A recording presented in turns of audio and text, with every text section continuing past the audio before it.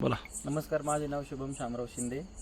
मौजे आनाकवाडे साठाणे येथील शेतजमिनीवर जे शासनाने बेकायदेशीर नोंद टाकली होती त्या पार्श्वभूमीवर आम्ही मागे 7 तारखेला मंडळाधिकारी यांच्या कार्यालयावर जे एक दिवसीय धरणे आंदोलन केले होते, त्या आंदोलनाच्या पार्श्वभूमीवर आम्हाला सरकारकडून कुठलाही आउटपुट भेटला नाही.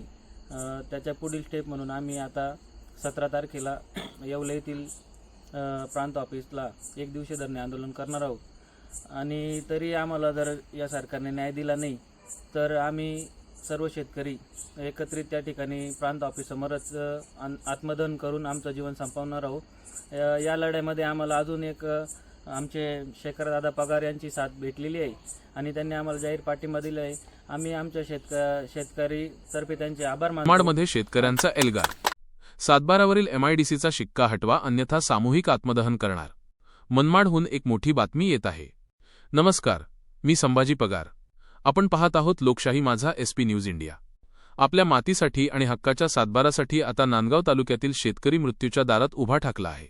मनमाड नजीक असलेल्या मौजे अनकवाडे आणि सटाणा येथील अन्यायग्रस्त शेतकऱ्यांनी प्रशासकीय अन्यायाविरुद्ध आता आरपारची लढाई पुकारली आहे. काल मनमाड येथे अनकवाडे आणि सटाणा गावातील शेतकऱ्यांची एक महत्त्वाची बैठक पार पडली.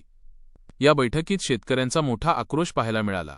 प्रशासनाने सातबारा उतार्यावर मारलेला MIDCचा शेरा हा शेतकऱ्यांच्या गळ्याभोवतीचा फास ठरत आहे. या अन्यायाविरुद्ध येत्या 17 तारखेला येवला प्रांत कार्यालयावर भव्य धरणे आंदोलन करण्याचा निर्णय शेतकऱ्यांनी घेतला आहे. या लढ्यात शेतकऱ्यांच्या पाठीशी लोकशाही धडक मोर्चाचे संस्थापक शेखरदादा पगार खंबीरपणे उभे राहिले आहेत. बैठकीत मार्गदर्शन करताना त्यांनी स्पष्ट शब्दांत ग्वाही दिली की जोपर्यंत शेतकऱ्यांच्या सातबारावरील तो काळा शिक्का हटत नाही तोपर्यंत हा लढा थांबणार नाही. शेतकऱ्यांना न्याय मिळवून दिल्याशिवाय आम्ही स्वस्थ बसणार नाही, असे आश्वासन त्यांनी यावेळी दिले. शेतकऱ्यांनी प्रशासनासमोर 2 प्रमुख मागण्या मांडल्या आहेत. सातबारावरील MIDCचा शेरा तात्काळ रद्द करा आणि हा चुकीचा शेरा नोंदवणाऱ्या अधिकाऱ्यांची चौकशी करून त्यांना निलंबित करा. आश्चर्याची गोष्ट म्हणजे जिथे जमिनीचे भाव एकरी 60 ते 70 लाख रुपये आहेत, तिथे शेतकऱ्यांना फक्त 1.5 ते 2 लाख रुपये देऊन नागवले जात आहे. बाजूला 300 एकर सरकारी जमीन असताना केवळ शेतकऱ्यांच्याच जमिनी का हडपल्या जात आहेत, असा संतप्त सवाल यावेळी करण्यात आला. शेतकऱ्यांनी प्रशासनाला निर्वाणीचा इशारा दिला आहे की जर 17 तारखेच्या आंदोलनानंतरही प्रशासनाचे डोळे उघडले नाहीत तर आम्ही मागे हटणार नाही. आम्ही सर्व शेतकरी मिळून सामूहिक आत्मदहन करू. हा आमचा केवळ इशारा नाही तर आमच्या अस्तित्वाचा लढा आहे.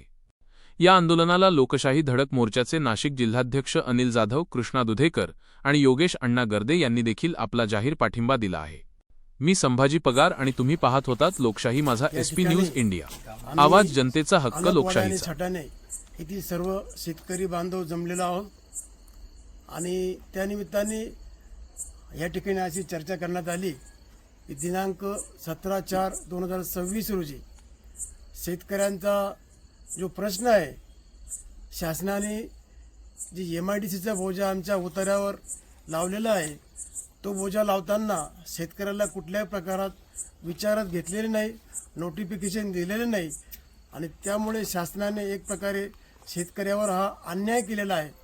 या अन्यायाच्या विरोधात, सरकारच्या विरोधात आम्ही प्रांत साहेब येवला येथे धरणे आंदोलनाचा प्रोग्राम ठेवलेला आहे. या ठिकाणी आम्ही शेतकरी बांधवांना असं सांगू इच्छितो की आपण मोठ्यात मोठ्या संख्येने या आंदोलनात सहभागी व्हावे आणि हे आंदोलन यशस्वी करावे, असे या ठिकाणी मी संबोधित करतो.